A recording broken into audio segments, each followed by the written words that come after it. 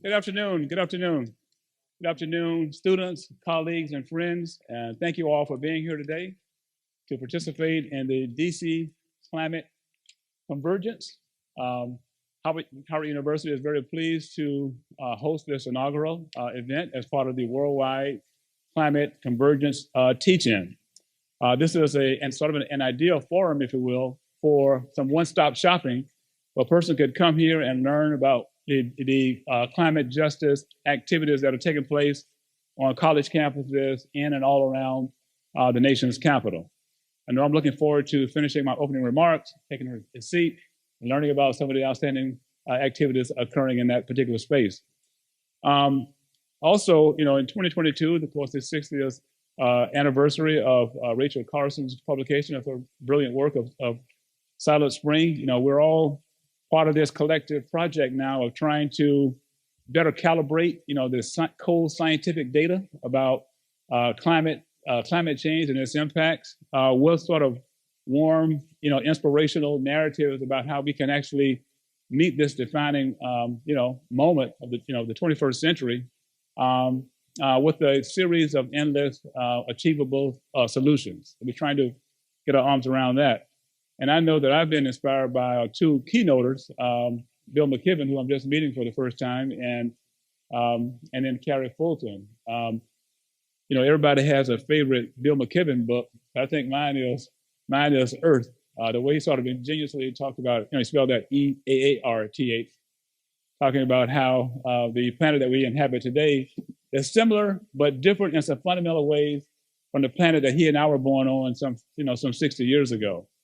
So we have that, and then with Carrie Fulton, I've had the good pleasure of working with Carrie off and on over the past several years. When I returned to DC and I returned to Howard, that is, in 2014, and started venturing out doing some community-based environmental justice work. I ran into Carrie at a workshop that she was actually hosting, and I knew that I had to meet Carrie to sort of introduce her to Howard and to let her know some of the things that we were up to regarding environmental studies. But I should have known that she was a Howard alum. She had that kind of Howard swag about her. And so she's been happily giving back to the campus and helping us to enhance environmental studies here at Howard. So anyway, thank you again for being here. Enjoy the program. And now it's my pleasure to introduce my colleague, Dr. Janelle Burke. Janelle Burke is a climate change biologist and also the director of our environmental studies program here at Howard. Dr. Burke.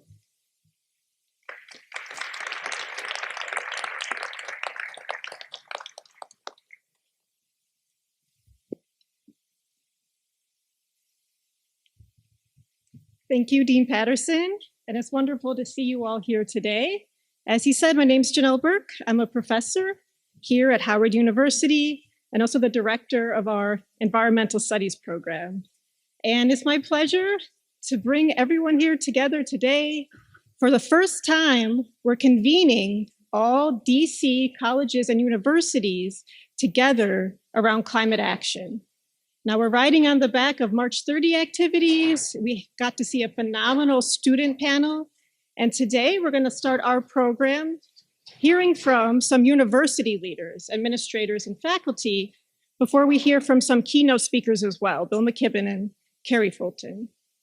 So what are some outcomes we want to see from coming here today? We want to convene our DC area institutions to share ideas and initiatives around climate change and justice, create stronger climate action networks across our institutions, coordinate equitable action around climate change on our campuses so we can hear from diverse voices, and also foster future initiatives to continue our common purpose and build resilience. And from speaking among all of ourselves, we want this to be sustainable, we want this to persist, and we're committed to having annual events where we all convene together around Earth Month. So with that, we'd like to begin our program. We'll begin with our university leadership panel. We'll hear from 7 different representatives from 7 different colleges and universities in DC. So each of you will have 5 minutes for your remarks. Our wonderful students here, Dominique and Adia, will hold up signs when you have 1 minute left, and then they'll hold up a sign when it's your time to stop. And you each have individual mics.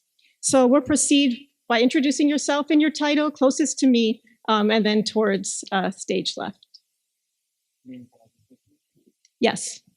Hi, everyone. My name is Dan Gilbo. I'm the Sustainability Director for Campus and Community at Georgetown University.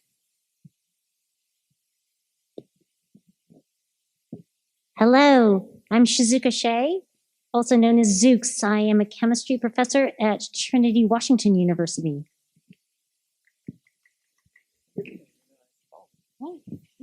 Good afternoon. My name is Kamran Zendadel. I'm the acting director of the Center for Sustainable Development and Resilience in College of Agriculture, Urban Sustainability and Environmental Sciences in UDC, University of District of Columbia. My name is Simon Nicholson. I'm an associate professor from American University. I'm also directing a new cross-campus initiative, which is about to launch, our Center for Environment, Community, and Equity. Hi there, I'm Dr. Brooke Sitzman. I'm a professor of social work, assistant professor of social work, there's a process there, over at Catholic University. Good afternoon, everyone. I'm Lisa Goldberg. I am the new AVP for Environment, Health, Safety, and Sustainability at Howard University. Welcome, everyone. Good afternoon. My name is Susan Annenberg. I'm an associate professor of environmental and occupational health at the George Washington University, and also the director of the GW Climate and Health Institute.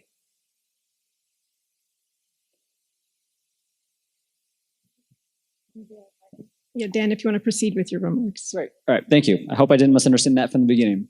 So again, my name is Dan Gilbo, and I am a pretty new director of sustainability at Georgetown University. I've just been there since December after 12 years with the city of Washington, D.C., Department of Energy and Environment, where I did sustainability planning work. So I'm going to give an overview of what's happening at Georgetown, but let's be clear, I'm not a total expert on what's happening at Georgetown quite yet.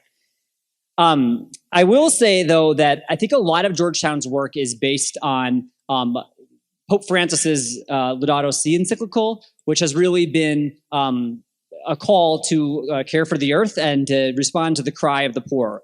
And for me, those two things are really inextricably linked, really caring for our earth and caring for our most vulnerable residents, just completely tied together. And it's what really drew me to take a new position with Georgetown, because that's been important work with me at DC Department of Energy and Environment. That sustainability is not just the environmental work, but it's also equity work as a integral part of that work as well. So at Georgetown, there's been a real, based I think on that commitment from the Pope, there's been a real, I think, like resurgence in resourcing and commitment from the university itself.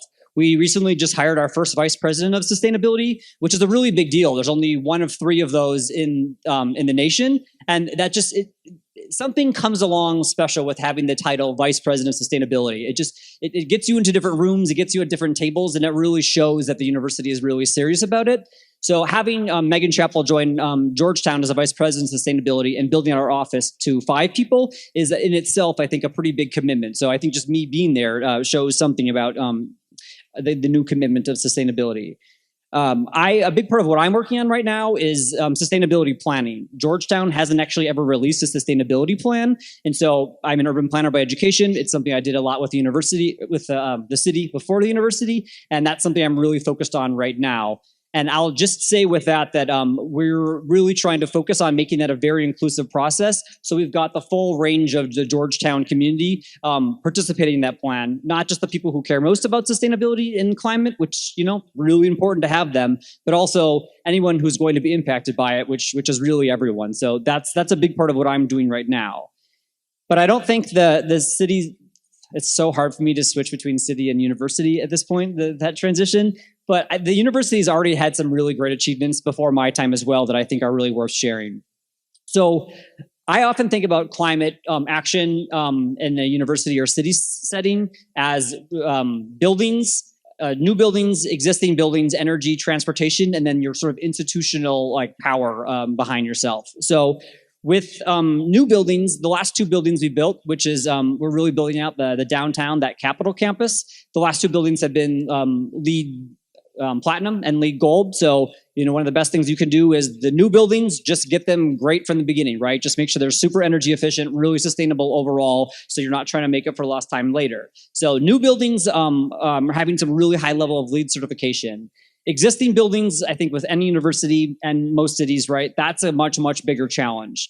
And one thing I'm really proud of with Georgetown is this partnership they've recently entered into with Anji and Axiom Infrastructure, which is basically a 50-year partnership to really increase the sustainability and the efficiency of all our energy systems overall. A lot of times there's just this difficulty, the obstacle of getting things moving in sort of unsexy areas like existing infrastructure. And I think this is one of those things that's just going to jumpstart a lot of the work that's happening on campus. So that's how we're really increasing the efficiency of our actual buildings, but also really improving our systems overall, especially the energy system. So that I think in itself is a big deal.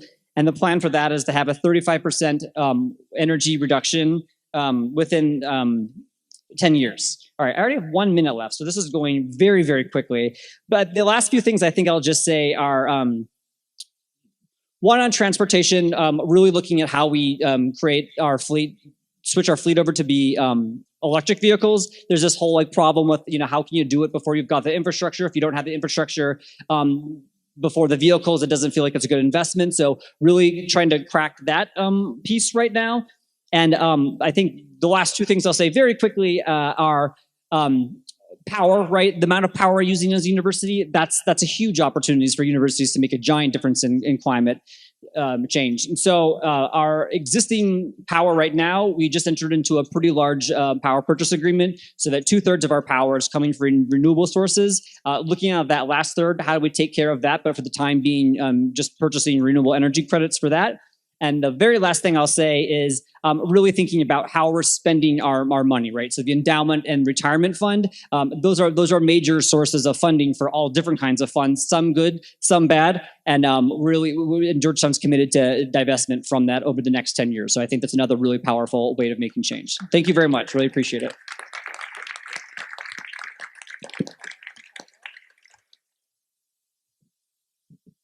Hi. I am from Trinity's Liberal Arts College, just over 1,000 students, and all women. We are a minority serving institution. We qualify both as primarily Black institution and also a Hispanic serving institution. We serve some of the most resource challenges parts of DC. Our students, a lot of them come from the DC area. We also have a lot of undocumented students.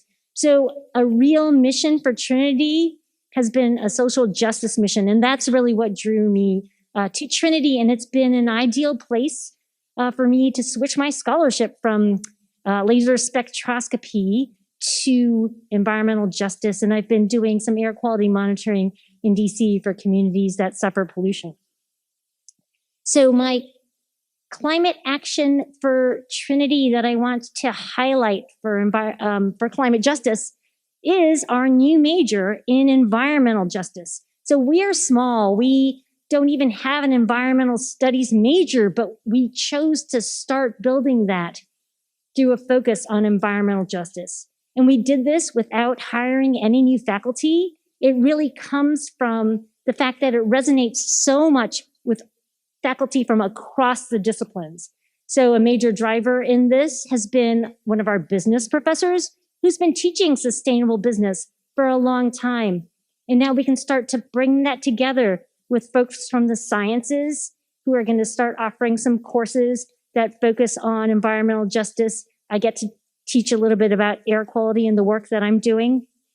We have folks also, because Trinity has Catholic background, the nuns were big on bringing in Laudato Si. So we've been having that in our curriculum along with philosophy professors talking about environmental ethics. So it really is at our core, and it's really time for that major to come about. And I am very excited about it.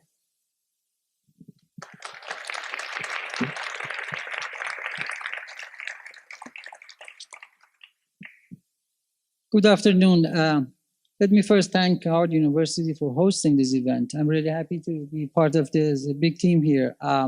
Again, my name is Kamran Zendadel. I am from UDC, and I am the acting director of the Center for Sustainable Development and Resilience. So most probably, you don't know that UDC is a land-grant university. And we claim that we are the only urban land-grant university. So land-grant university is mainly focused on agriculture. That is a one big area. And I suppose in DC, we don't have really agriculture, talking about corn, cows, milk. And this is why we call that we are the only urban land-grant university in the nation. So being a land-grant university help us to move beyond our academic classes. So we have the pleasure of working with our community, and we call our community in DC our lab. So we are very proud that we go out and identify our research from the problems that face our community. And many of those problems has a strong link to climate change. And we really believe that climate change is a multiplier of those problems: health, diet, access to food, and so forth. So in UDC causes, which stand for College of Agriculture, Urban Sustainability, and Environmental Sciences, we focus to improve the quality of life of people in DC. We go out, we identify our research questions from our community, the problems that they face, come back, conduct research, and turn those research results to education and extension program. Those are something that we as a land-grant university must do. We are funded by USDA NIFA, National Institute of Food and Agriculture, to focus on 6 important items. One of those items is climate change. So we are responsible to help the city, help the citizens to improve the quality of their life and be more resilient against climate change. The college has 2 sections, very interconnected: academic programs and the land-grant programs. We have 4 centers. We used to have 5 centers: Center for Urban Agriculture and Gardening Education, Center for Sustainable Development and Resilience, Center for Nutrition, Diet, and Health, Center for Architecture and Research, and Center for 4-H. I joined UDC in 2014. And for me, it was really a question how a college can have nursing, dietetic program, architecture, agriculture, all under one roof. And that did not make sense for me. And it's strange that my background is a PhD in environmental policy. The first project that our dean asked me to do to build a food truck. We named it food truck, but the official name was educational mobile van, because we have a particular focus on food desert areas, Ward 5, Ward 7, Ward 8. And it didn't make sense for me. After a month be there, my dean, Dr. Sabino Hora, at that time told me that you need to build a food truck. I said, I have no experience building a food truck. I said, that is your first task. So that was surprising, but I know that I want to link it to climate change solution. Many of the solutions for sure should be surprising, because then I realized that I was teaching on that year in 2014 environmental policy. And I was telling my student that when you go to a community, when they are looking for job and food, and they cannot have minimum food or a good, healthy diet, you cannot talk about climate change. You cannot talk about environmental quality. The first thing that they will tell you, shut up and just go away.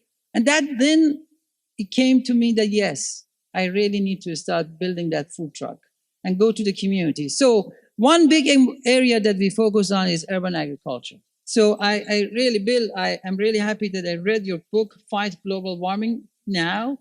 And you have, 5, 6 different solutions that we need to, to pay attention, be credible. So urban agriculture, we are doing a lot of research to see that how we can enable a city to be self-sufficient to produce food. Green infrastructure, how we can really use, wastewater and stormwater, that we call them, something that we don't want to turn into something productive. Health and diet. So those are the areas that we focus in DC. And I'm really happy to say that we work with, maybe all of the universities here in DC, with a lot of agencies and a lot of federal government and nonprofit to focus on all these areas. And one new areas that we recently focused is kids and youth, because these are really the future leaders, and we believe that we need to educate them and expose to this very important topic, and climate change is one of them. We are working on a UDC Makers Lab to try to improve the quality of our education and make sure that they will be exposed to important topics again like climate change. Thank you very much.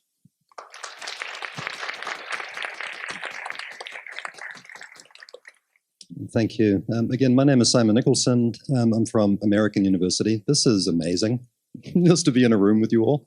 And thanks to Howard University for the foresight to convene us. It's exciting to hear that this might be a regular thing. I'm already learning a great deal from all of you, and I hope we can continue our conversations.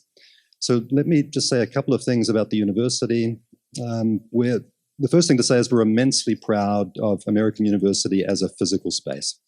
We have an amazing Office of Sustainability. Tacey here represents the Office of Sustainability, and the work that they do is extraordinary.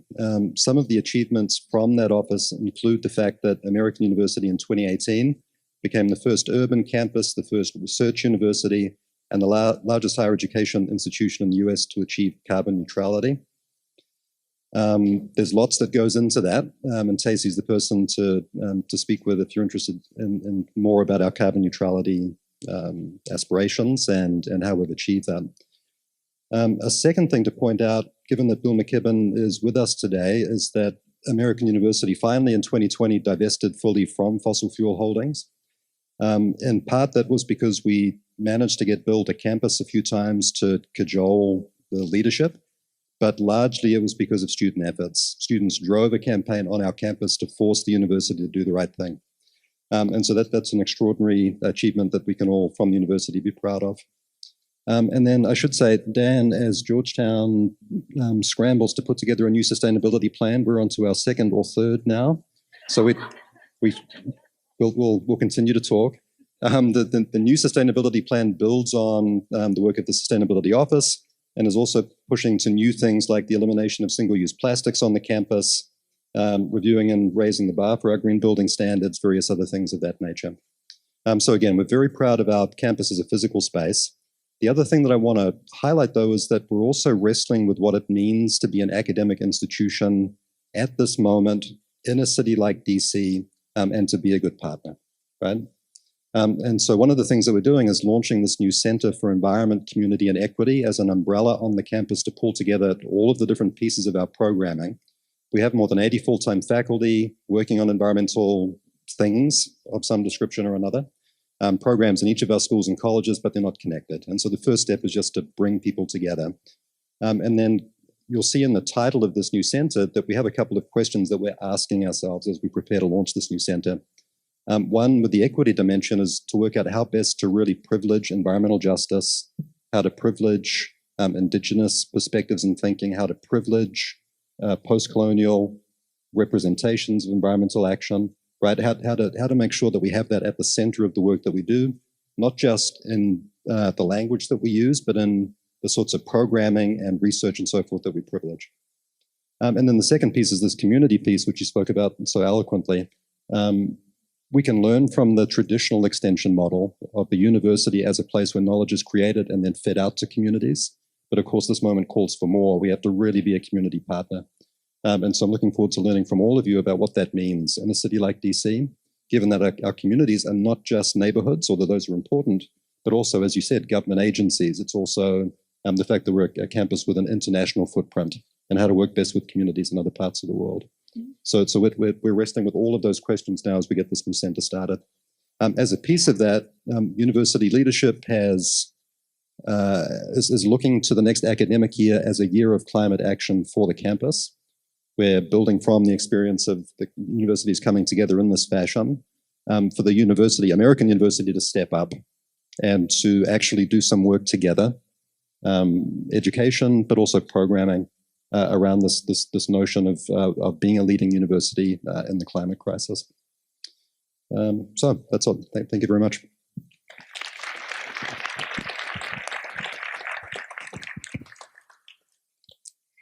So first, thank you so much for inviting me to be here, and thank you all for committing your Friday afternoon and your sustained interest in caring for our planet and its inhabitants. And thank you to everyone who worked behind the scenes to make today happen. Again, I'm Brooke Sitzman. I'm a assistant professor over at Catholic University in social work. In addition to social work, I hold degrees in biology and religious studies. So there's so much to say about what's happening at CUA. I'll give a few overview notes here. Our students are setting up bipartisan conservation groups. They're running an on-campus community garden. They're committing to years of service in rural Appalachia after graduation. Our administrators and staffs are working to build a 25-acre solar array and updating our energy infrastructure across campus. The faculty are teaching about integral ecology, environmental policies, sustainable urban design, and climate justice advocacy, and more. That's a quick overview. Given my training as a social worker and representing a Catholic university, I wanted to focus on part of our way of proceeding. That includes, one, the importance of relationships for change to happen, and the necessity of sustenance or hope as we go about doing environmental justice work. So first, the importance of relationships. As we know, all parts of our biophysical world are literally interconnected. COVID spread across the globe because of this truth. But also our social worlds are deeply interconnected, and we belong to one another. This is a central theme from Pope Francis's Laudato Si encyclical that animates what we're doing at Catholic University. He reminds us that everything is connected to everything else, that reality itself is relational, that our whole life and existence is lived in a web of relationships. And so just relationships require us to really come with one another with a desire to listen and to hear what is good and what the other has to say. Just relationships require us to think about how our skills and talents can serve the common good, but also particular people who have been most marginalized historically and continue to be so. This is the heart of social work, but it is also exactly what the climate crisis calls for. It's about listening not only to say what we want to say, but to hear and to be changed, and specifically to listen to voices who are not typically represented, to make sure that all have a voice at that decision-making table. One of the things that we do is we take students out to West Virginia on a service and justice immersion trip, where they have the opportunity to listen to voices of people experiencing rural poverty. They listen to the land that is being toxified and experiencing destruction. They listen to people who are doing community gardens and regenerative agriculture. And it's that felt experience, that encounter with the other, and particularly others who we might never see. That is one of the greatest teachers that we have for our students. So we tried to get them involved through service and justice trips, but also service to the broader community in DC. That requires genuine encounter and also genuine listening. So whether it's climate data, the communities impacted by our development plans, colleagues on a climate task force, or the biotic world itself, all of us have to come to our climate work with that desire to listen and understanding, and be open to being changed in the process. It's remarkable. As a social worker, I've learned how much you can be changed in a profound way when you stop and listen to other people's realities. It's a profound and humbling process. Two, the need for sustenance. Social workers, unfortunately, also know about things like burnout and compassion fatigue. Addressing climate change, environmental injustices, and doing that work is a long process, and it's demanding with plenty of bad news. So we need to find sources of hope and models of joy to sustain us along the way of doing that work. I have a student who interned at a local community garden where she helped produce food to address local food insecurity and learned about sustainable agriculture. She watched the master gardener show up with simple clothes, simple food, and glow with joy in donating the amount of tomatoes he did to local food banks. So I say that is a learning experience where she not only learned, but was really formed in hope. And I dare say he was formed in hope through her interactions as well. So whether it's working with young climate activists, reading Bill McKibben's books, reading Laudato Si, learning about multi-solving innovations, or meditating in natural spaces, seek out what gives you hope and sustains you for the long-term work ahead, and ask for the grace to feel the joy of living more simply and in more gentle relationship with one another as we go about this great work of our time.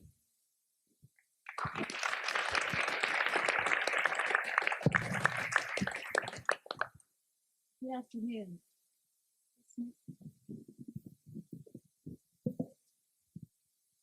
Good afternoon.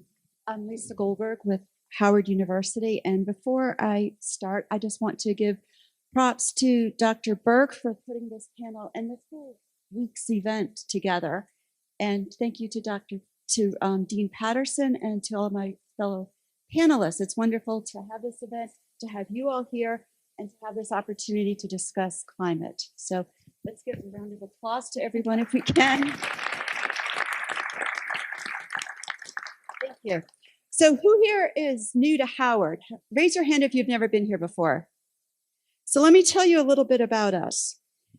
We are a university that actually during COVID has increased attendance. We went from just over 9,000 to over 12,000 in the past few years. Our campus, our university began in 1867.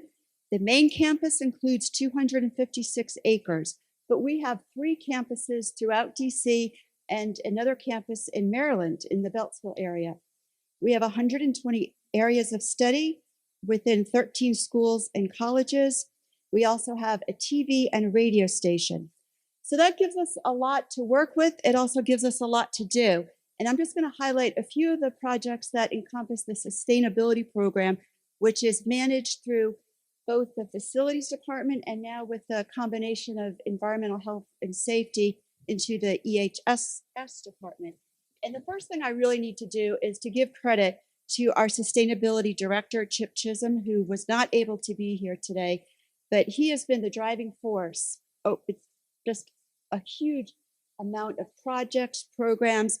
I know he's worked with many students. He has been influenced. He has influenced many here, and he has just got an amazing spirit that I know is part of getting all of the work done that he has envisioned and that we have left to do on the drawing board. So I'm just going to give an overview of a couple of the things that we do. We have a solar installation, which are any of you who are new to Howard or maybe have been to Howard aware of. We have got solar arrays on many buildings, and we are in the midst of doing our phase 2. So that is supposed to give us the equivalent of reducing the Howard University carbon footprint by 46,000 tons. So also while directing Howard towards its sustainability leadership, we recognize the importance of Howard being a leader among HBCUs. And we also see the value of partnering with our alumni, with minority-owned businesses, with our students as they are at Howard, and also to supporting them as they move on from Howard. And we like to engage them in all aspects of our projects. Some of you may have noticed our community gardens. We also have some roof gardens. And I wanted to tell you about something on the West Campus, which not many of you are aware of. It's a stormwater management project. It's got native vegetation. It was designed to reduce the overflow runoff from the West Campus, which is just above Rock Creek. And in fact, we're right near the UDC campus. And that was just installed last spring.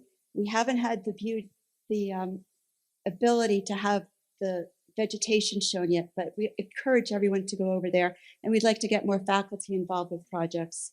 And then another project that we're most excited about at the moment is our new sustainability plan.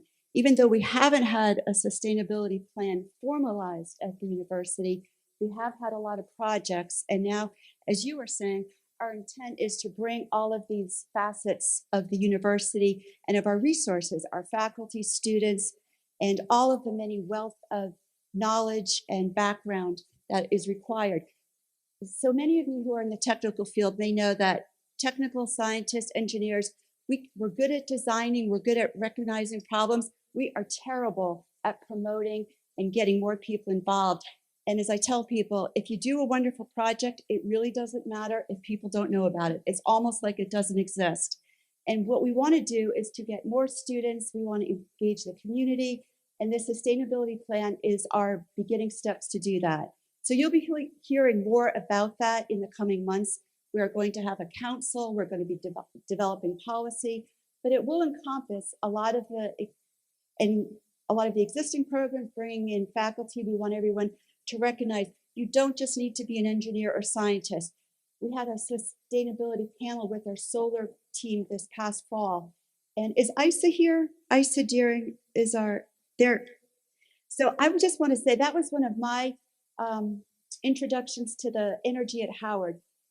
ISO brought, what was it, 50 to 60 people to a panel about what's involved in solar power, the opportunities on a Friday afternoon, not at 3 o'clock, everyone, 5 o'clock. And then we had amazing questions. We had so much interest. I wish we could have continued that. So that's a snapshot of what we have going on at Howard, and we look forward to engaging with all of you further. Thank you.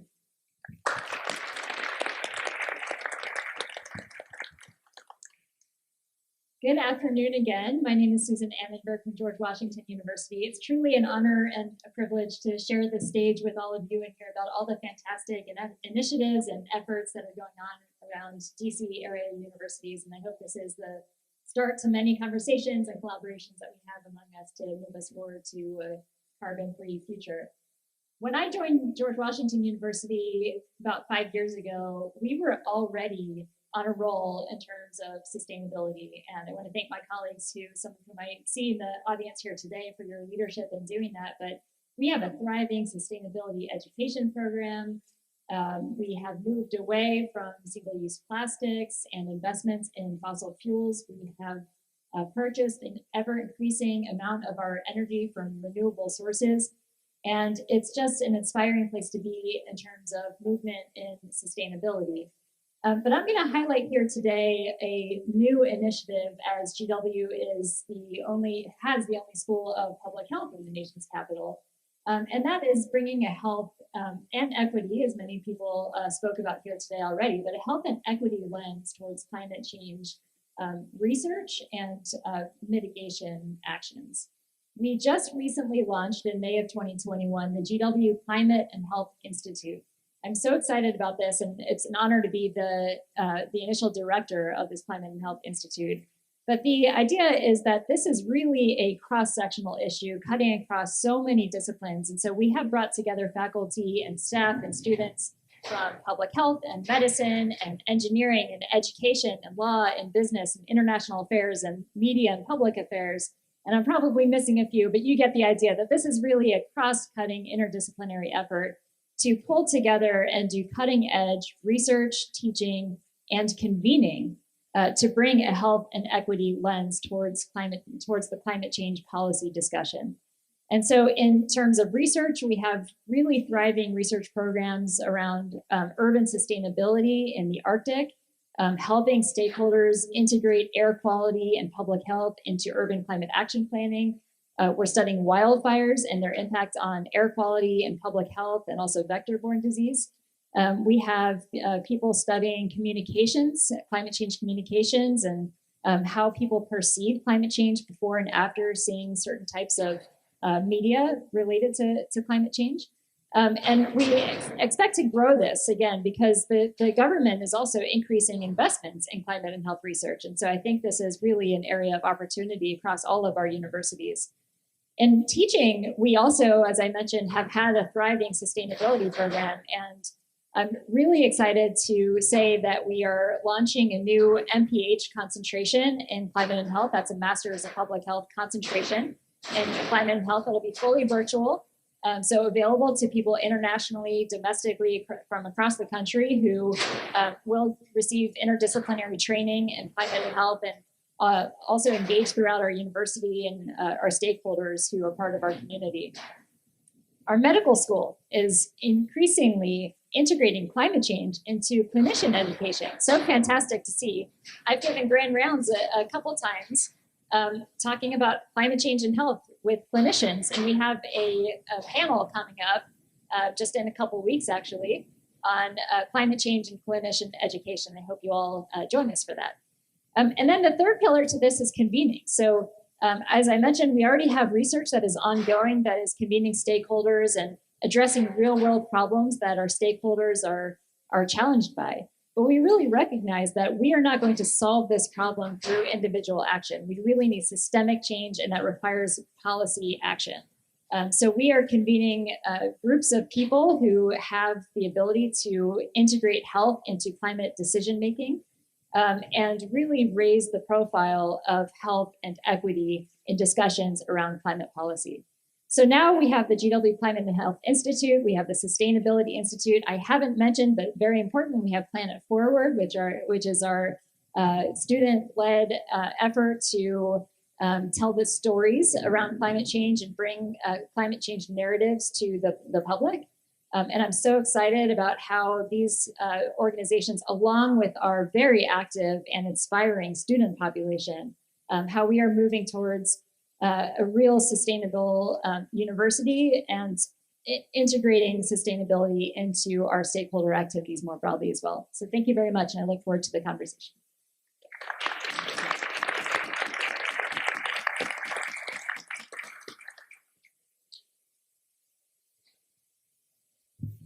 Thank you all. That was certainly inspiring. Interesting to calculate how many acreage we have in DC among all of our institutions, and to also see the GHG impacts we're having.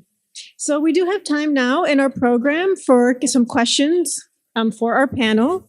There are mics staged in each aisle. So if you do have a question for any of our panelists, feel free to line up at either mic and we can direct it towards the stage.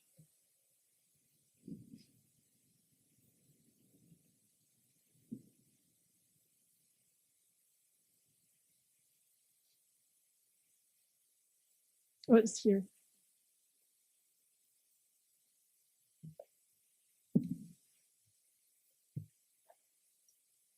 Thank you.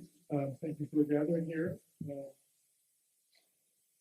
I also would recommend that everyone take a look at the extraordinary presentations by the 9 students who presented at GW on Wednesday night.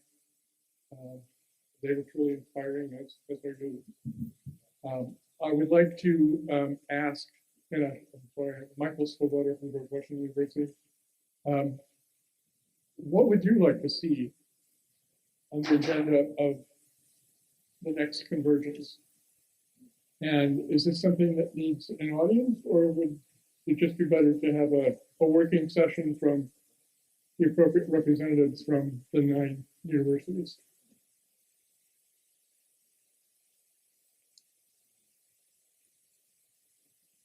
That's not asked to anyone. I don't know who that's directed to. I'll say my end, just drawing back to the need for hope. To me, it feels very hopeful to sit in a room with all of you and hear. And I think that's something that a general audience can benefit from, even if there's not, the nuts and bolts of how we can cooperate together. So I suspect gathering as an audience can help inspire all of us to keep doing other actions. That said, I would be very happy to be part of ongoing conversations about more detailed ways that our universities can collaborate.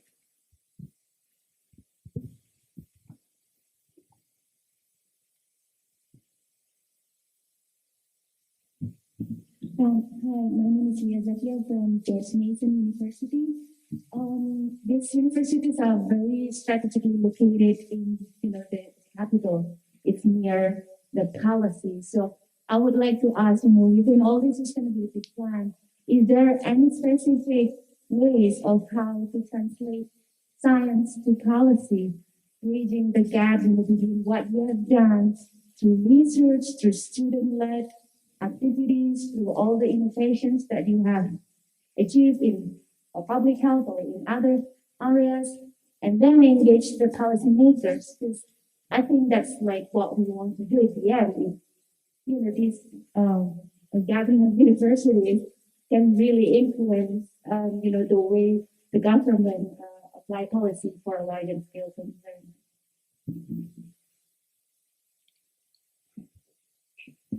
Hi, this is Lisa Goldberg with Howard.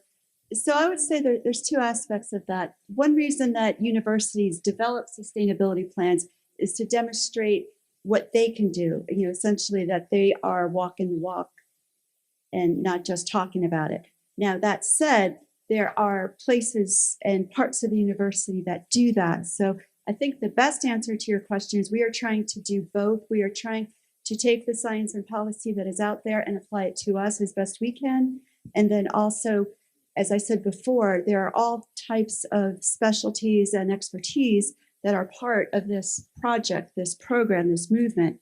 So it is also to instill those skills and talents in the next generation of our community.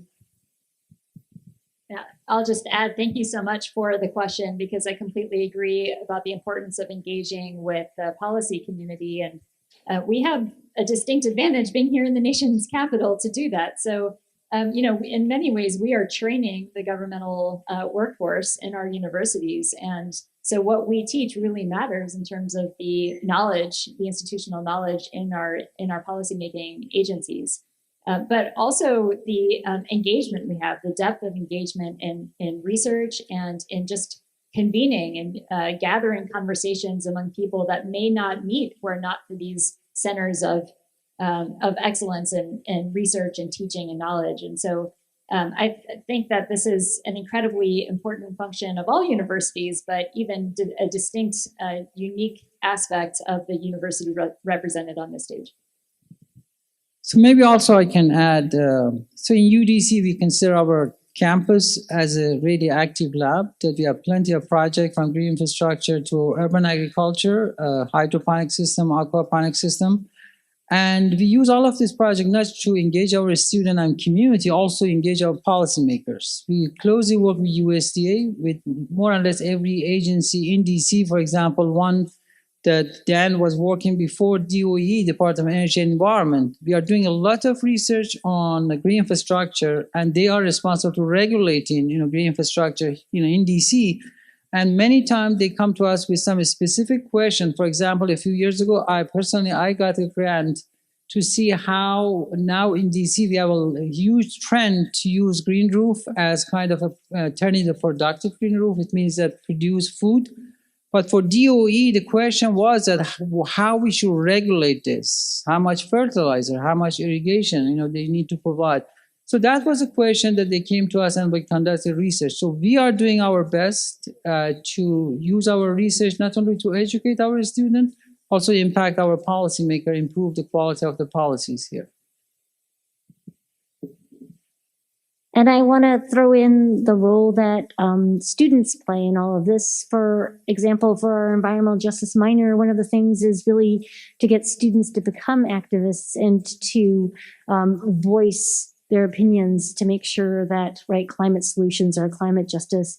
So I think there's a level there as well, right? So at all levels, from the very policy and planning stage all the way down to making sure that our students are going to be the future leaders and really speak out and be part of the process that makes policy. Hi, my name is Magnolia Mead. I'm a student at American University. And my question actually relates to your last response. Our Office of Sustainability has been really supportive recently in the student efforts and projects and protests that we organize. And so I'm wondering, I guess, to the other professors, what plans you have to support specifically the activists on your campus that are dedicating a lot of their time to this?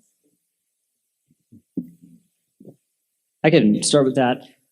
So having moved from the city, right, where a big part of my job was how do you work with just community members to help advance their priorities through city policy and programs. I think the same is very true with students, right? I mean, I think some of the most effective, passionate champions of sustainability and climate change are students, right? Our university students. And so that's a major, major advantage we have as change makers in climate work in DC.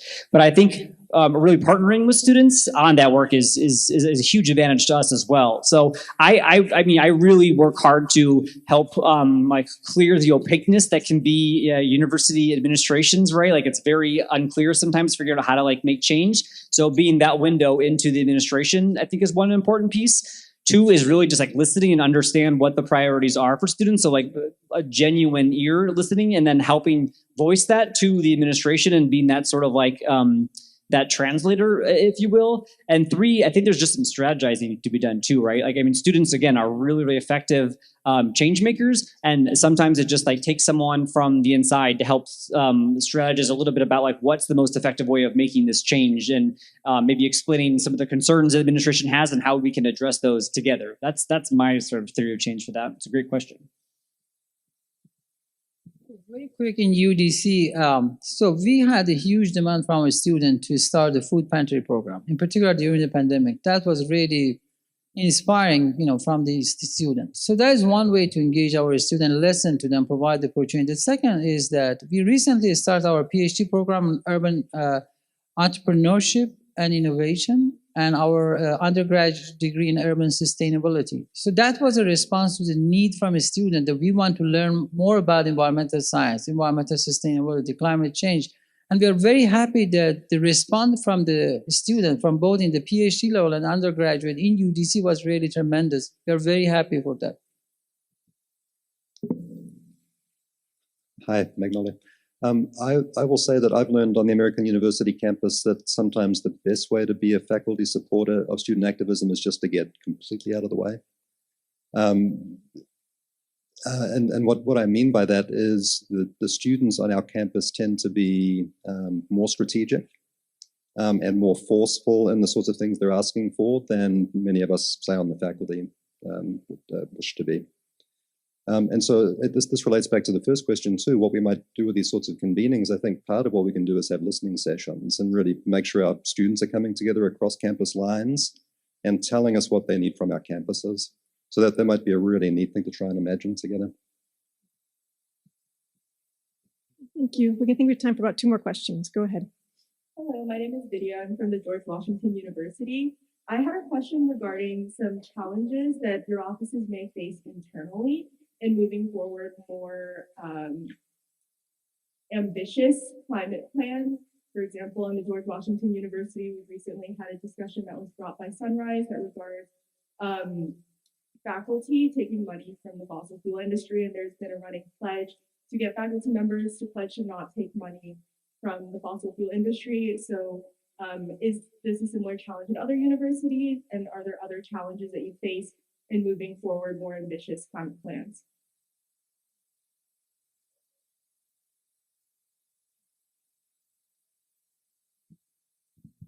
So I'll say, and I think this is probably going to be universally the case, across the board, most programs, their major challenge is probably money and people, not having enough of either, and having so many plans and having to prioritize which ones you're going to do. So that is a huge challenge in itself, and prioritizing, making sure that we can make the most progress with the resources we have, which is pretty much the challenge that we have throughout the climate and environmental movement as a whole.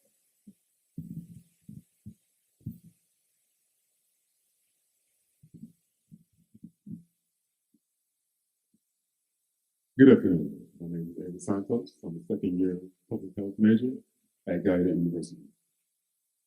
My question for any of you on the panel is that, given the proliferation of PPE during the COVID-19 pandemic and the increase of single-use items, how are we, expanding this carbon footprint? Or what are we doing, managing and recognizing that, acknowledging that we have to do something about single-use PPE on each of the campuses?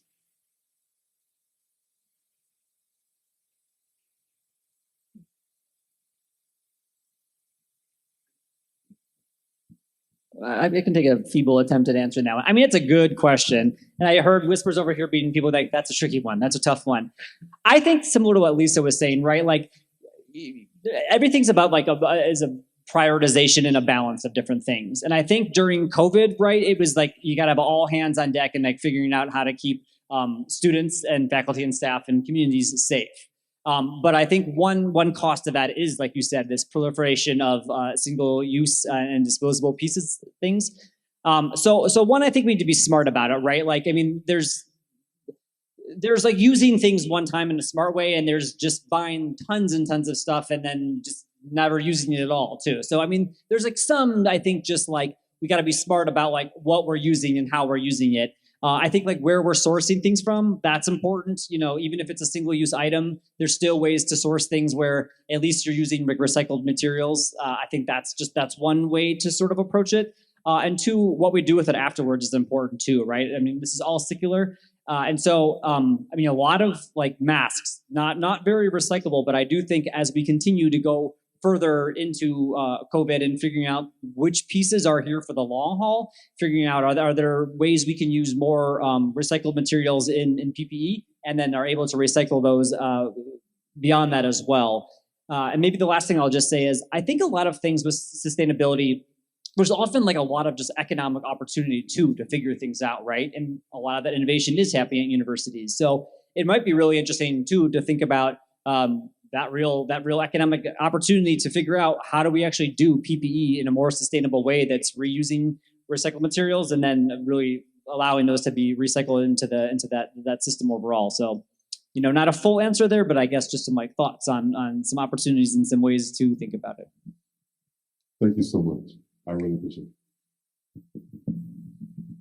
And we'll take one last question. Hi, my name is Shlok Babu and I'm from the George Washington University. So what is the process behind policy making when it comes to climate change? And how do you prioritize the kind of issues that you want to focus on among a whole array of issues related to climate change? Great question, very big one. I guess I'll just start and hope others jump in as well. But I guess I would say that it's not one process, it's a lot of processes, and we need change to happen at every level of governance. So we need international policy change, we need national, we need local, we need it to happen within government, within business, within all kinds of sectors. This is truly a systemic challenge, and we need systemic change away from fossil fuels.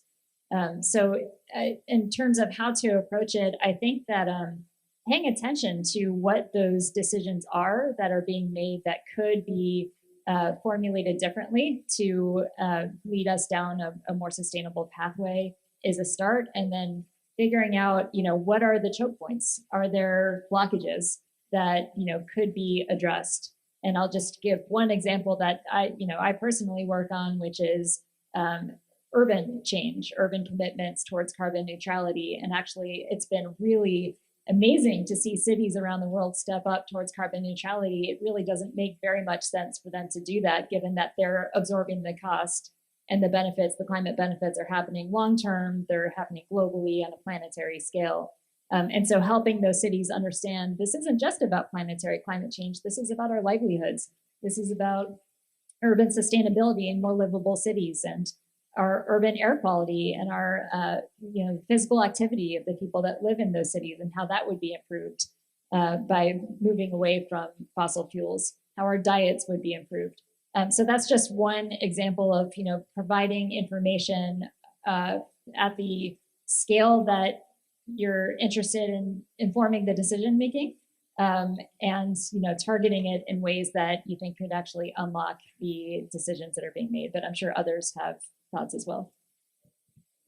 I would just turn that question back to you, because I think one of the things that our generation looks to your generation for are the consideration of new factors that come into play that will affect the policy. For instance, COVID, as the previous questioner brought up, so many changes in our daily everything. It increased the amount of waste we generated. It may have decreased our commuting, but it raised the importance of having good ventilation in buildings. And so all of these have tumbling effects.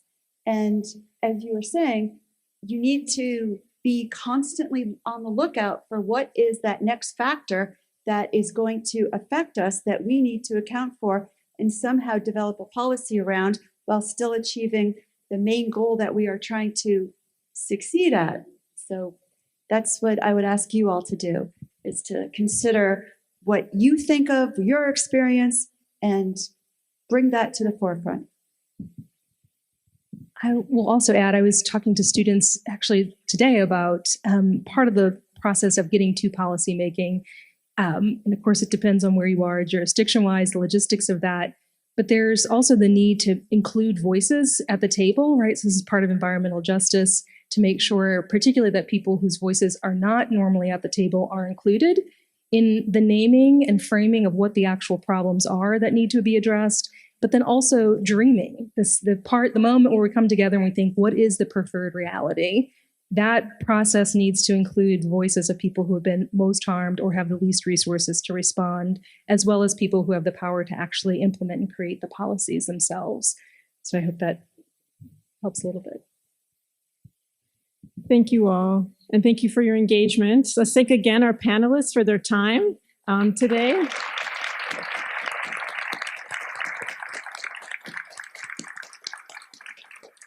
You're welcome. Thank you. Yeah, get stage right. Yeah.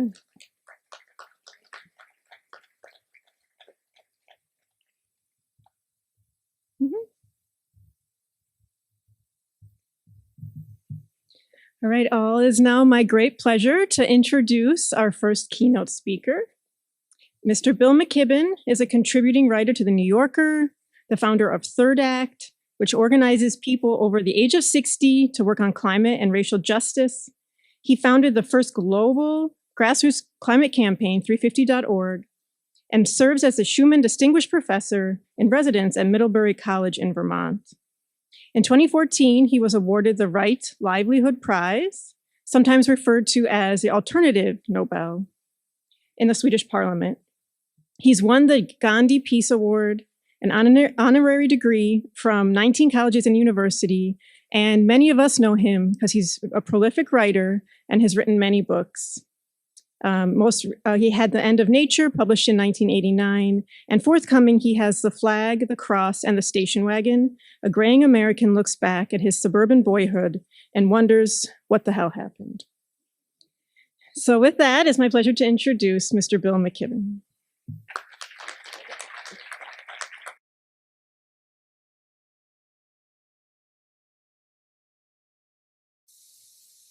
Thank you very much for that introduction, and what a pleasure for me to be here today.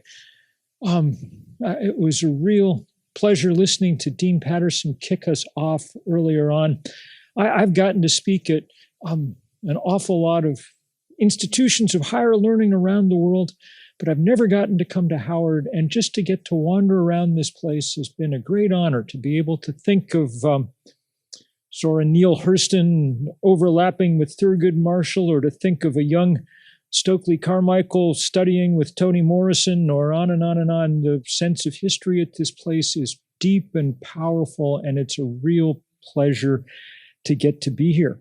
And to get to serve, among other things, as the warm-up act for Carrie Fulton, who's coming in a little while. It's going to be a remarkable presentation that she gives. And in order to sort of get us there, I'm going to try and be a little more upbeat than is my custom. Sometimes I think my main work in the world is just to be a kind of professional bummer-outer of people. I wrote the first book about climate change back when I was 27, I guess. And so I've had many, many decades to explain to people precisely what kind of trouble we're in and what it means. And you won't escape that entirely for me tonight, but I'm going to begin with two things that I think are going very right. Two great innovations from the 20th century that now in the 21st are bearing real fruit and should give us real cause for hope. The first of those innovations is one that you've all seen. It's the solar panel. It's sort of ubiquitous now. We've just heard everybody talking about how they're deploying them on campus after campus. But it's worth remembering that it's within the lifetime of at least a few of us in this room that the thing was invented in order to go up on the early satellites and spaceships. And so when the first solar panels were invented, they were, among other things, incredibly expensive. The amount of energy that they could produce was minuscule, and the cost of producing them enormous. But what do you know? Scientists and engineers have done their thing. They've gone to work, and over the last decades, inexorably, they've started to bring that cost down, and over the last decade, that decline accelerated.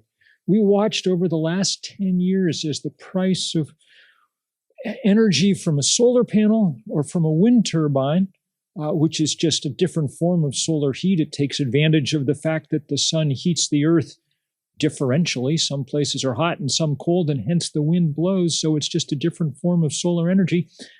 The cost of both those things went down 90% in the last decade. And that's important because it means that this is now the cheapest way to generate power on planet Earth. That the things we need to be able to do, heat our homes, move ourselves around, cook our food, all these things can be done all of a sudden without setting things on fire.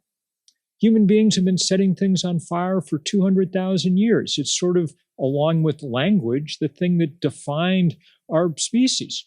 And in the last 300 years, as we learned to burn coal and oil and gas to do it, it's the force that produced modernity. So it's quite remarkable that right now, in this decade, we have the possibility of quite quickly mobilizing ourselves to put out most of those fires, to rely instead on the fact that the good Lord had the foresight to hang a large ball of burning gas 93 million miles away, which we now have the wit to make full use of for our purposes. Sometimes I think we do not entirely appreciate quite what a miracle that is because if the lights in this auditorium are being powered by a solar panel, that's nice, but it's not all that different from the experience of when the lights were being powered by something else. To really get a sense of what the miracle this is, you need to go places where people don't or haven't had access to energy in the past. There's still about 1 billion human beings on this planet without electricity, which is actually more people than there were without electricity the day that Edison invented the first light bulb. So that should give you some sense of demographics, among other things. Most of those people are in Asia and in Africa. And as things stand now, they would never, at least in human terms, in a generation, within the next few generations, never get power because it was never going to be economical to run the grid out to rural parts of Africa and Asia. But over the last few years, the price has come down so fast for solar panels that all of a sudden there are places leapfrogging ahead. And to get to see that happen is really to understand what a miracle it is. I got to go for the New Yorker a few years ago to Ghana and Ivory Coast and then over to Tanzania and spend a lot of time out in very rural places watching this process unfold, watching communities get power for the first time. I remember one day that I spent with a truly remarkable woman, African-American woman named Nicole Poindexter, who had a big career on Wall Street and then chucked it to go over and start building solar utilities in country after country. And we were at a village in Ghana near the equator, so it was very hot. It's always hot there, I think.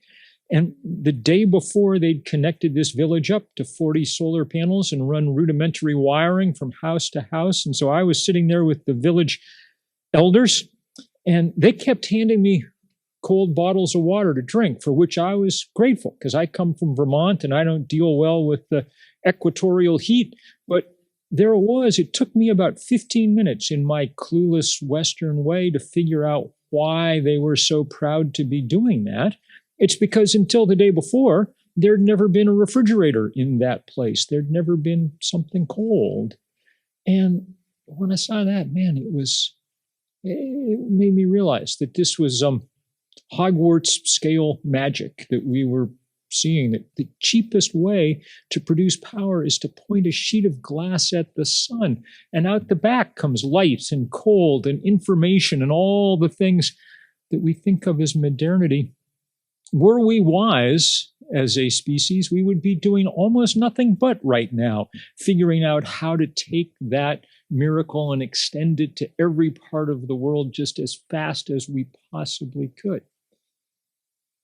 Which leads me to the other invention of the 20th century that I think is crucial, and the one that we are going to have to be able to exploit fully if we're ever to get to where we need to go.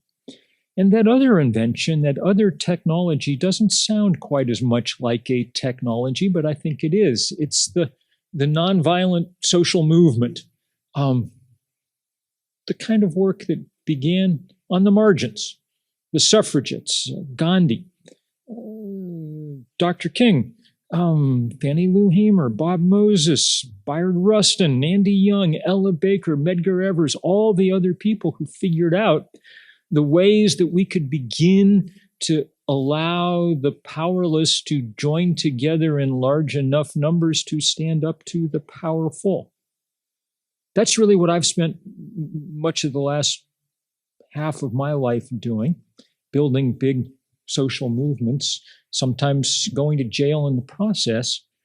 And the reason is that if we are to make the changes that we have to make, we need those movements because this isn't an argument that we're having about climate change and energy. It's a fight. And though it's really important to do the work in universities to add up all the arguments and all the data and all the reason, that turns out to be insufficient because the other side of this fight, mostly the fossil fuel industry, is strong and powerful enough to prevent change from happening unless we force that change to happen.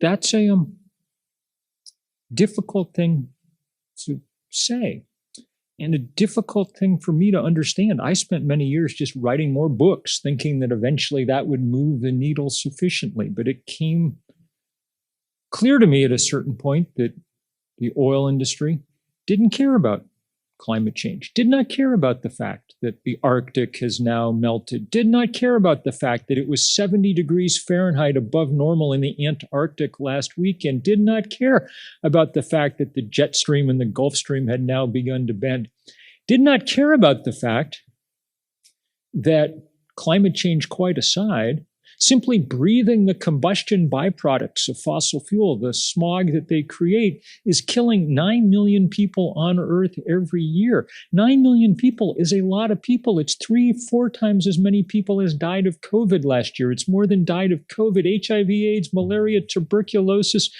war, and terrorism combined. And all of it now unnecessary because we do not need to be burning coal and gas and oil anymore.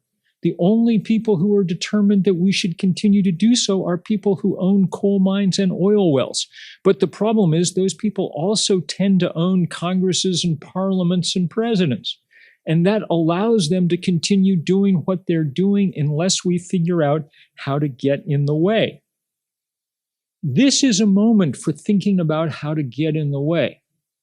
In fact, this last month has been a particularly signal and important moment because we've been living through another tragedy that comes straight from fossil fuel, and that's the war that's underway today in Ukraine.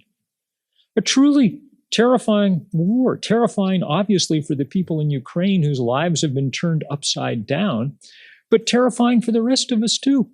This is the first time in decades for me that I've actually found myself worrying about the possibility of nuclear war on this planet in a way that we thought we'd sort of put behind us. But now those old memories are coming straight back. So it's the perfect moment to be thinking about how we get off the fossil fuel that funds Vladimir Putin. 60% of his export earnings come from oil and gas. If we weren't burning this stuff, then he'd have no army to go into the Ukraine with.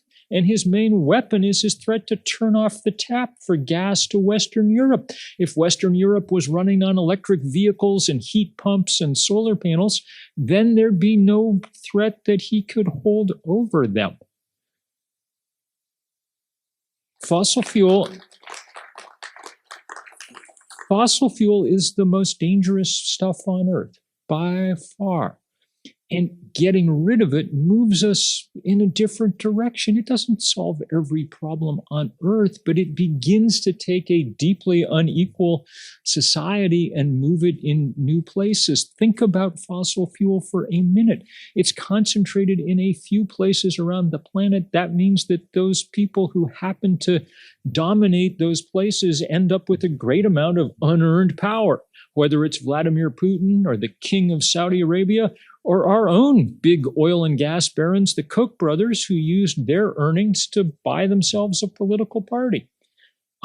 If you think that this hasn't undermined even our own democracy, look at Joe Manchin, the senator from West Virginia, who single-handedly has held up everything that Joe Biden and Kamala Harris have tried to do in this country. He's taken more money from the fossil fuel industry than anybody else in Washington, D.C., which is a hard contest to win, but he won it.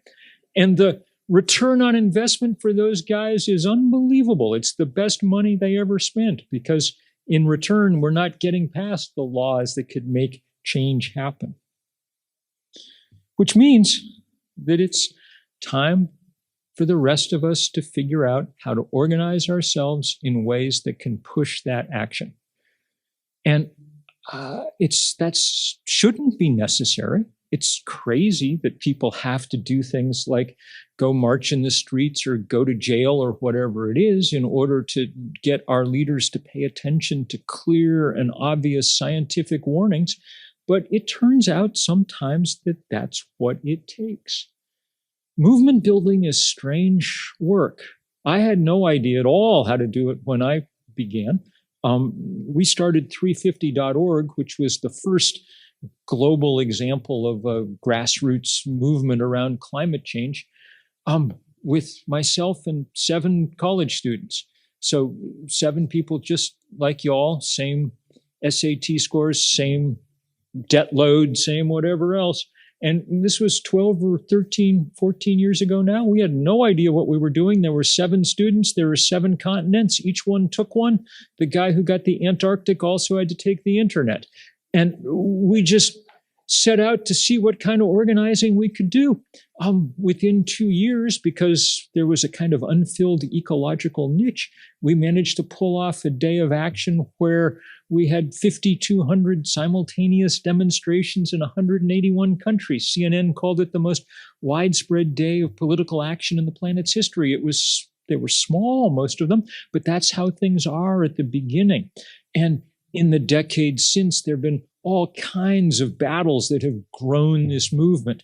The fight over the Keystone XL pipeline, the fight over the Dakota Access Pipeline and the amazing images from Standing Rock in South Dakota, the vast divestment movement at college campuses, and so many thanks to AAU and GW and Georgetown and everybody else who has divested from fossil fuel. That's turned into the largest anti-corporate campaign of its kind in history. We're at $40 trillion now in endowments and portfolios that have divested from fossil fuel. It was work that modeled on the work, the divestment campaign about apartheid in South Africa in the 1980s.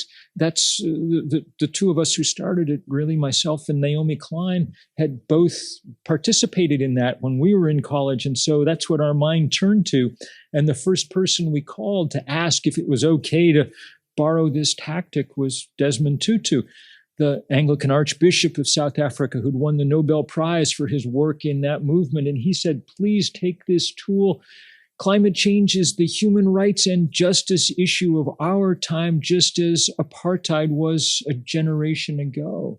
And he became the great inspiration for that work. And his passage last year was deeply felt by all of us who've been working on this. The best news from all these various fights is that more and more people kept getting drawn into this work, and these movements kept expanding, and new groups kept forming, and people showing up, and many of them led by young people who really are at the forefront of this work. So you know about the Sunrise Movement that brought us the Green New Deal. Most of them were alumni of divestment campaigns on various college campuses who after college went on to do some of the most sophisticated political work we've ever seen. That's what resulted in this Build Back Better bill, now 1 vote away from passage in the Senate. And even younger people, of course. The remarkable outpouring of activism by high school and junior high school students, exemplified by Greta Thunberg, who is wonderful, one of my very favorite people to work with on the planet. She could not be greater, but the best news, as she would say herself immediately, is that there are 10,000 Greta Thunbergs scattered around the planet, and they have 10 million followers. The number of young people engaged in this work is incredible. However, it does not seem either practical or fair to assign the biggest tasks on the planet to 17-year-olds, to say, in between algebra homework and basketball practice, would you mind saving the world? They're taking the lead, but that's not going to be enough. And so I talk for a moment to the older people in this audience and say, it is time to make sure that we are following that lead as best we can. That's why we formed this group, Third Act, for older people like me, because there's 70 million people above the age of 60 in this country. We vote like crazy, and fair or not, we ended up with most of the money. We've got about 70% of the financial assets in the country, compared with about 5% for millennials. So if we're going to pressure banks and Wall Street to do the right thing, it's going to take parents and grandparents getting involved and doing some of this work. Don't let them off the hook. Tell them that you need them involved, and tell them that we need to be doing this together. That's why I'm so happy to be here and so happy to be leading into Carrie's work, and this intergenerational sense of coming together is exactly what's needed. And I'm convinced that we can make it happen. Because I'm in Washington and because I went right past Lafayette Square today, I was thinking about the summer of 2011, when we had these first big protests against the Keystone Pipeline, this pipeline down from the tar sands of Canada to the Gulf of Mexico that turned into the first great defeat for big oil. And it was many, many years of work to make that happen, but it kind of was kicked off with civil disobedience actions there in front of the White House in the summer of 2011. I wrote the letter that asked people to come get arrested, which is not an easy letter to write. But one of the things I said was, in this case, I did not think that young people should have to be the cannon fodder. Look, if you're 19, there's a chance that an arrest record is not the single best thing for your resume, going forward. One of the few unmixed blessings of growing older is, past a certain point, what the hell are they going to do to you? And since we're in a university, I'll just add that if you happen to have tenure, you're the most bulletproof person on planet Earth. So you might as well put it to some kind of use going forward. At any rate, we didn't ask, there was 1,254 people got arrested. It was the biggest civil disobedience action in decade or two in this country. We didn't ask people as they were getting arrested, how old are you? But we did cleverly, I think, say, who was president when you were born? And the two biggest cohorts came from the FDR and the Truman administrations. It was really good for the younger people who were there to see their elders acting the way we need elders to act in a working civilization. And I think that the possibility for that kind of cooperation is there. And I sure hope so, because it's absolutely necessary. I cannot guarantee to you that we're going to win this climate fight, even if we do everything right at this point. There's an enormous amount of physical momentum in these systems. We're losing right now. That's what it means that most of the Arctic is melting. But I can tell you, because I have traveled every corner of the world, that when you engage in this work, and I know everybody in this room is engaged in it, that's why you're here. When you engage in this work, you have brothers and sisters all over planet Earth, every age and every background, who are trying to figure out as best they can how to make change happen fast enough. Yeah, there's a certain amount of burden involved in that, especially if you're a college student. You didn't cause this, and really, realistically, you shouldn't have to. You should be able to do something else with your 4 years of college, But there's also a kind of privilege and honor that comes with it too. To be able to say, as relatively few people ever can, there is nothing more important that I could be doing right now than what I am doing. And when you are engaged in this fight, especially if you're taking it at this systemic level and trying to make change big enough to matter, then you can say that. And the rest of us can say, thank you very, very much.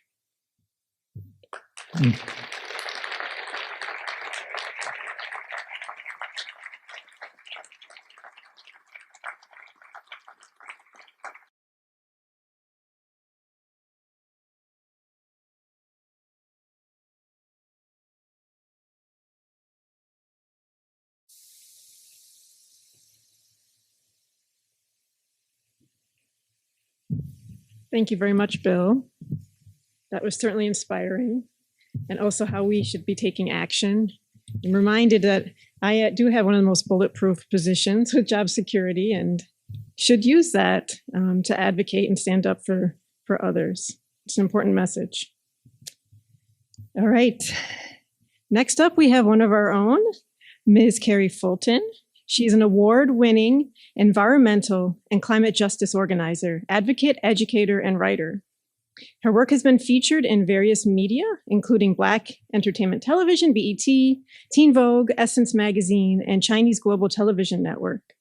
Fulton serves as a frontline policy coordinator with Climate Justice Alliance. She's a leading voice for a just transition for a regenerative economy. She's a proud alumna of Howard University, though not COAS. She's from School of C, and also Georgetown University, where she has a Master of Policy Management. So it's my privilege to welcome Ms. Carrie Fulton.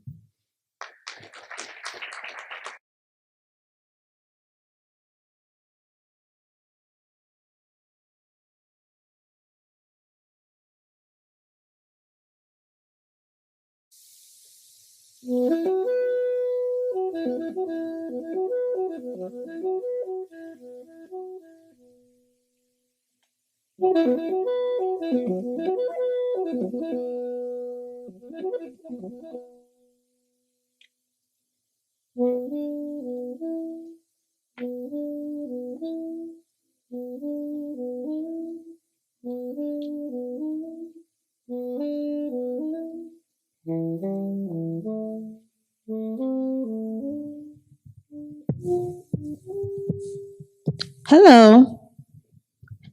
How y'all doing? Wonderful. So first and foremost, I want to thank you all for coming out and spending this opportunity to talk with us and to really embrace what sustainability means, not just from a science perspective, not just from a technology perspective, but also from a heart perspective. And as we're thinking about that, one of the things that's important when we talk about environmental justice, when we talk about climate justice, is that this work that we do is not just about us. When we build power, it's not just for ourselves. And when we come in the room, we never come alone. So I want to take a moment to acknowledge the land that we stand on and some of our ancestors that we may have lost. We've come out of a very, very hard time.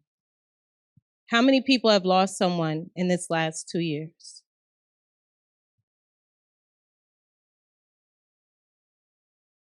And when we think about the moment that we're in, we also think about not only our past, but our future. So we always try and bring something, right? That's something that my colleagues at the Climate Justice Alliance, when we walk into space, we walk in with our ancestors, right? So today I wanted to bring my grandmother in this space with her easel. And when we walk in the room, we come in with our futures, right? So I had to bring my son in this space with his crayons. Or markers this time. I'm sorry, I know they're markers, my bad. But I say that too in acknowledging that the work that we do is about acknowledging and moving our ancestors' wildest dreams. Be that Gloria Hamilton, Marita Michael, Cecil Corbin Marks, Cheryl Middlebrooks, Cairo Pondexter Moore. All people that were near and dear to me that are no longer here for a variety of reasons. It's not always the air we breathe. Sometimes it's the world we live in that also needs to change. And how do we do that? What does it mean to stand at the front lines? What does it mean for our institutions to make and drive radical change that advances our world? What does it mean to not compromise? Why do we compromise? Bill McKibben just talked about all the different reasons. We look at the wars we're in. We look at our economy. We look at gas prices. And someone says we have to compromise. As intellectuals, as people who want to change the world, it is our duty to create the opportunity to say, no, we don't need to compromise. It is our duty to create the opportunities for the future to not have to compromise like we do every single day. When we think about policy solutions, we're not asking for much. We're asking to breathe. And someone says, I think you actually need to compromise because if you, the gas prices, could we just, and then someone is not breathing. When we think about the solutions to climate change, how do we get there? Generations and generations of people have thought about these solutions. They've built the principles, whether it's the principles of environmental justice, the Hames principles for working together, the principles that you work in that build the ethics and guide your academic professions. How we got there, how we got those principles was through our mistakes. And sometimes you hear people say, we are just going to make mistakes. But at what point do we weigh the gravity of our decisions? What does it look like to build a truly regenerative economy? One that's not based on extractive fossil fuels? What are the sacrifices that you think would have to be made? But what are you getting out of it?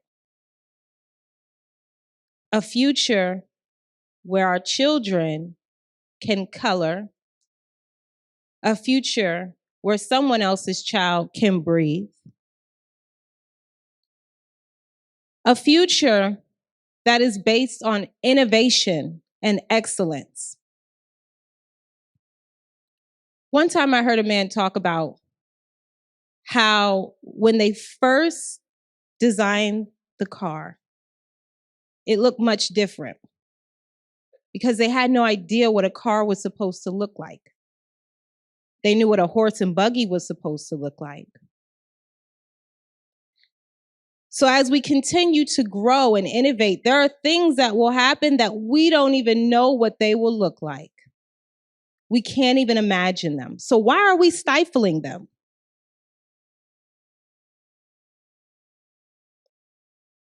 Sometimes there's good reasons. I want to talk a little bit about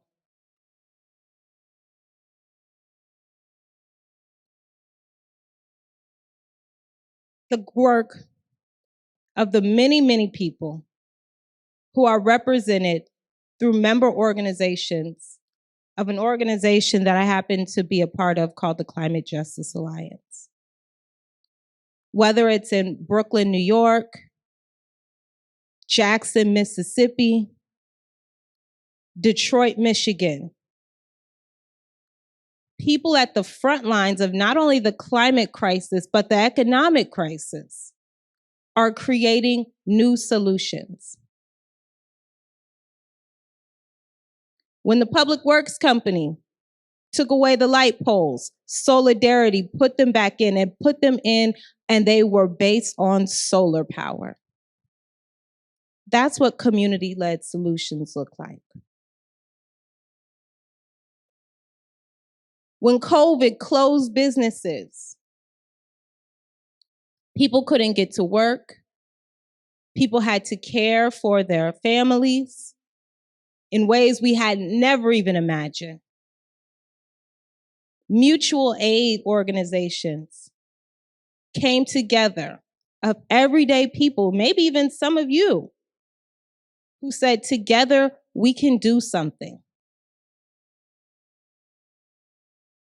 The moment that we're in right now requires that level of tenacity for the next 10 years and more.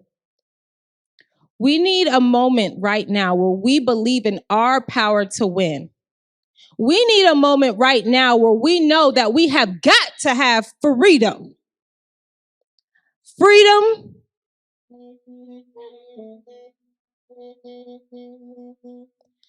What does it look like? What does it look like to be free of the things that harm our communities? It means those that may not feel it have to figure out a way to understand the pain. It means that some people might not be so comfortable, but other people will have a chance to survive. What does it mean to build solutions that are not just Band-Aids? Oftentimes, we're told to have an anything and all approach. Just get it done. Decarbonize. I know a lot of you all have heard that term before, right? We need to decarbonize. We need to get this ozone. We need to get our greenhouse gas emissions in order by any means necessary. But one of the principles that I think is so important is that when we're building out, that we're also thinking about the future, that we're also thinking about caution in the face of uncertainty, and also thinking about the people at the fence line, the workers, the everyday people who make the energy that we consume. When we think about our solutions, are they true or are they false solutions that will continue to create hotspots of toxins for communities at the front and fence lines of extractive economies? When you have the privilege to walk into a door where everyone has multiple degrees and everyone is making decisions, what will you do when false solutions are brought and served to you? Is it enough? So I ask that for every single person in this room, when you think about the future, the possibilities,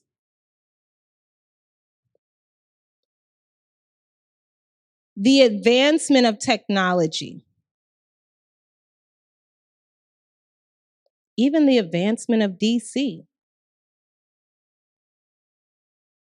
who are you building for?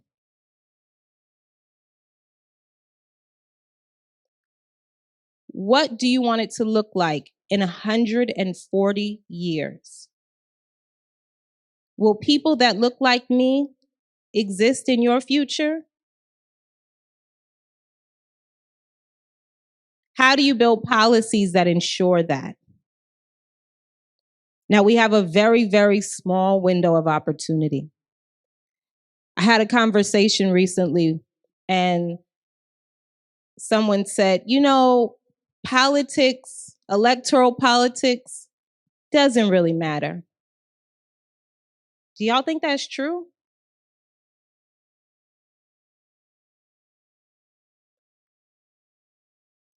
This year is a critical election. And I never really thought about, well, actually, I did. I did care about elections. But in 2016, something felt different. And I didn't go to work the next day. And I cried. And I felt like the world was about to change. And for 4 years, it seemed like it did. There are moments and people and mistakes that we will never, ever get back. I don't want to go there because I know more than anything that politics right now, when we have these policy windows, is anybody here from Georgetown? Hey, y'all, all 5 or 6 of y'all, what's up? How y'all doing? It's good to see y'all. In the McCourt School of Public Policy, there was a lot of conversation around the policy window.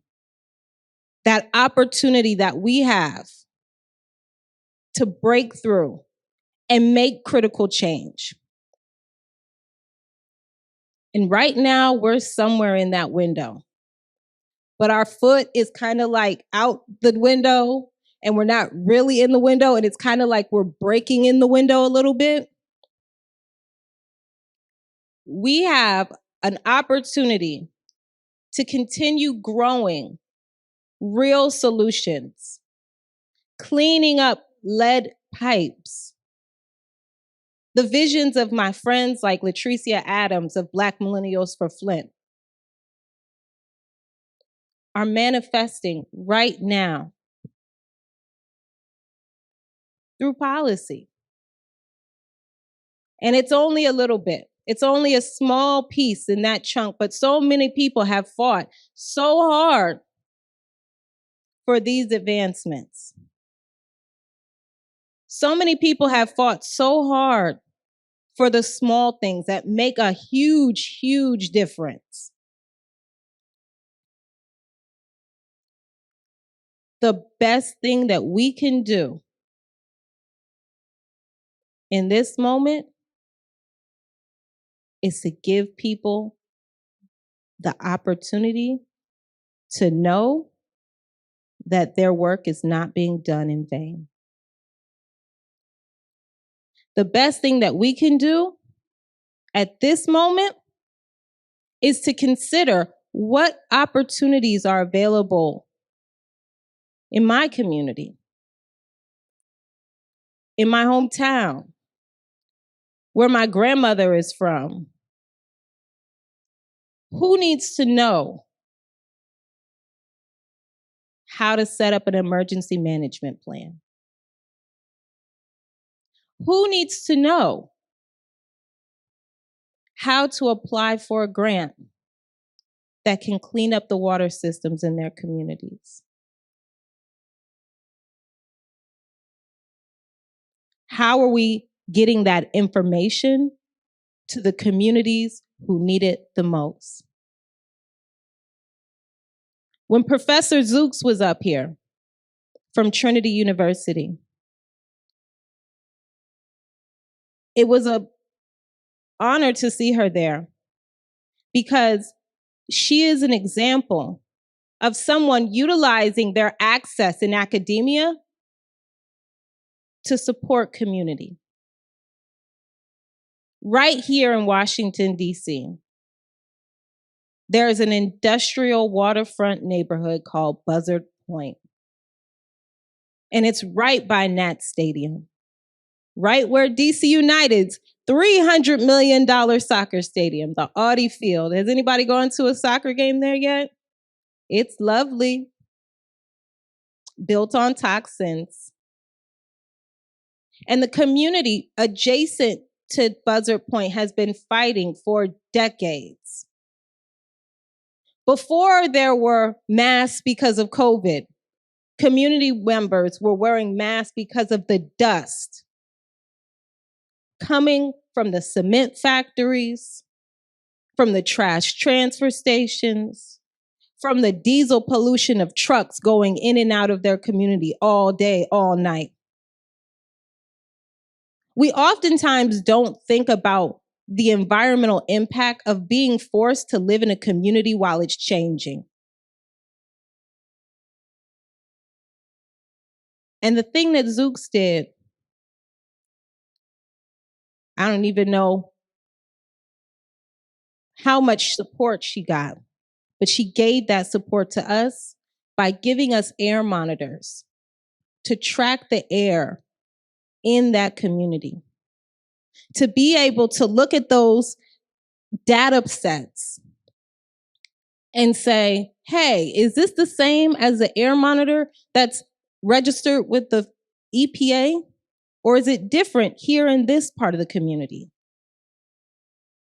Having that access to technology can change communities wherever you are. And it wasn't just Trinity. We had students from Georgetown University helping to write Freedom of Information Acts and getting out information for us. We had professors at Howard University supporting and working with our community members here in Southwest DC to engage with community, to engage with our students. We had professors from University of District of Columbia who helped us to do community health surveys that we're utilizing to track what are the health concerns for community residents who are fastly being moved out of that community. And even in the midst of all of that, it's still not enough. Our academic institutions have an obligation and a challenge ahead of us. It is an honor and a blessing to sit here in Crampton Auditorium with you all and to think about the growth that has happened right here at my alma mater, Howard University. When I was an undergrad, I always tell this story, but I think it's important. We had recycling rooms with no bins. There was vision, but not implementation. And now, many years later, we have an environmental studies department, an interdisciplinary one, that's bringing in some of the leading voices and bringing them into institutions, bringing them into government, bringing them into whatever field they want to with an understanding of what environmental justice, what climate justice means, not just from a conservationist perspective, but from one that's rooted in African-based traditions, one that's rooted in the history of people like Frederick Douglass, who walked from his home in Anacostia all the way down to downtown DC every single day.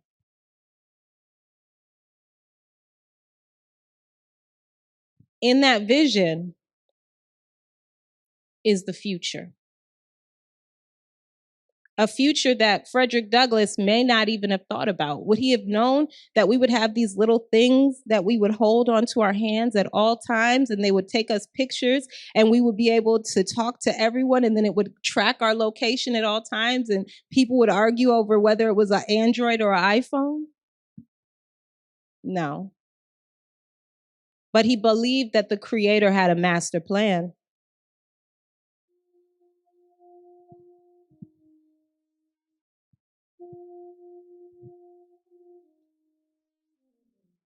What does it mean to envision the capacity of your institution,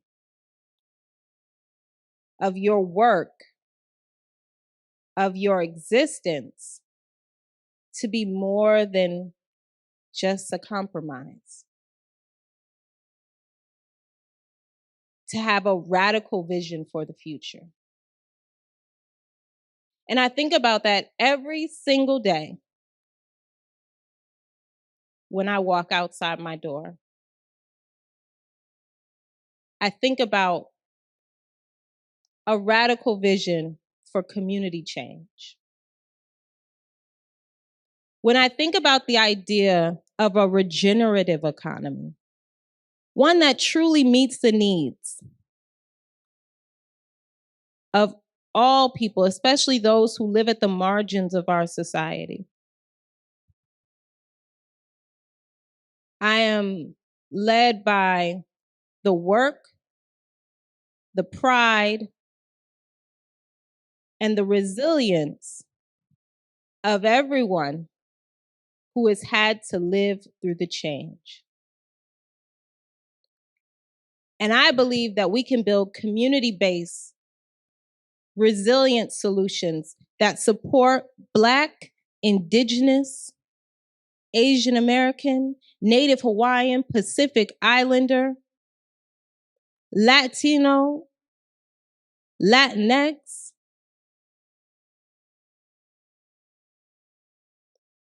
I believe that it can happen, but it can't happen if we, those people who get into these rooms where everyone has all the credentials and none of the understanding of what it means to not be able to breathe, what it means to live next to a vacant house that's surrounded by another vacant house, what it means to fight every single day to believe in the possibility of the neighborhood that you live in. And I live on that block with all the vacants in West Baltimore. And I bought there because I believed in the idea and the brilliance of the neighborhood that brought us Thurgood Marshall. And the other day I saw a rainbow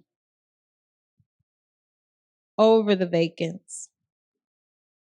And it reminded me that somewhere over that rainbow is a window. And if we fight hard enough, if we push hard enough, we can make change that will last us 140 years.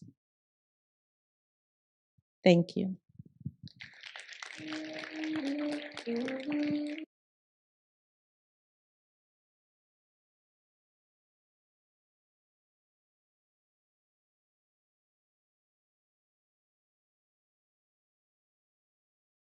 Cut off my mic. I want to say thank you to Herbert Scott for joining me. 2022, President Joe Biden, awardee for voluntary service. Also, Capitol Hill Jazz Foundation. If you don't know about it, it is a leading organization helping to keep the spirit alive. So thank you all.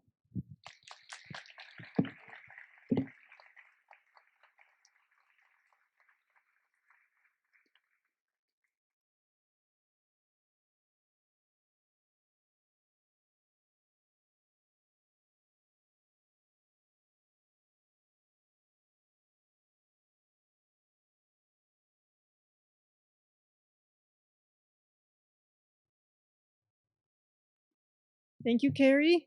That was powerful. And thank you, Bill. And thank you for all our panelists and all of your time here on a beautiful spring afternoon and coming together towards action. I hope we all leave more inspired for change after this. I'd like to thank, first of all, very much the Dean, Ruben Patterson, Dean of the College of Arts and Sciences at Howard University, for his unwavering support always to support environmental initiatives and climate action, and for all of us to be here today in this amazing space. I'd also like to thank Ms. Benita King, program manager, who made this all happen. It wasn't me, I'm just at the mic. So this is why the program went off so swimmingly.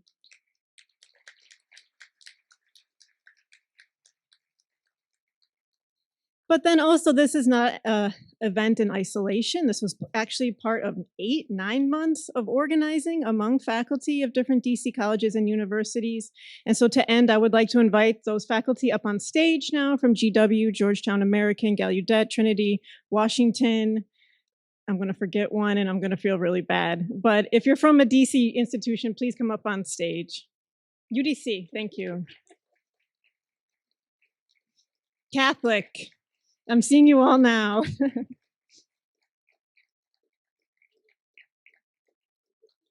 We had 2 days worth of events.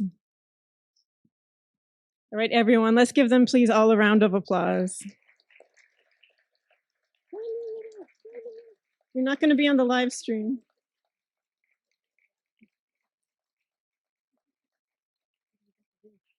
That's fine. Okay, thank you, everyone. And I do need to remind you, when you exit, please go out on the right and the left, not down the center. Thank you.